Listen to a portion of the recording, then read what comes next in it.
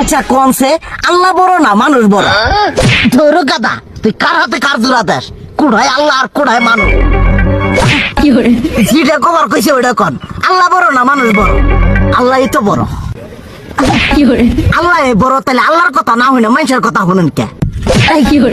কি কইতাছস? কি আর আল্লাহর কথা মানে না মানুষের কথা মানে? হ্যাঁ, কি আর মানুষের কথা শুনেন তাই না?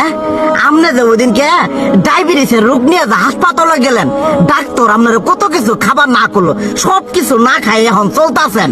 তাহলে আল্লাহ যে আপনারে কইছে যে হারাম খাবার না, সুদ খাবার না, কই আপনি তো কাম কাজ বাদ দিয়ে এলাকার মধ্যে টাকা পয়সা না গায়ে খালি ওইলে দিয়েই খান। নিজেরা টিয়াও হালাল ভাবে কামাই করেন না, ওই সুদ তো না কয়টা টিয়া করে লাভ আহে ওইলে দিয়ে দিয়ে চলেন আর পেটা বড় বানাইছেন।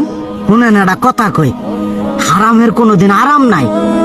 হালাল পথে রুজি রোজগার করেন, প্রয়োজনে এড়া বেলা কম খায়েন, তাও শরীর পিণ্ডও ভালো থাকবো, কোনো রোগ বেদও হবো না, আরামও পাবেন, আল্লাহও খুশি থাকবো।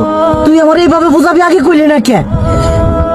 আসলে এই বিষয়টা তো আমি কখনো মাথায় এইভাবে নিইনি যে আমাদের কখনো ডাক্তার নিষেধ করলে ঠিকই আমরা নিষেধ মানি, কিন্তু উপর আল্লাহ যে কত কিছু নিষেধ করে দিয়ে সেটা মানি না।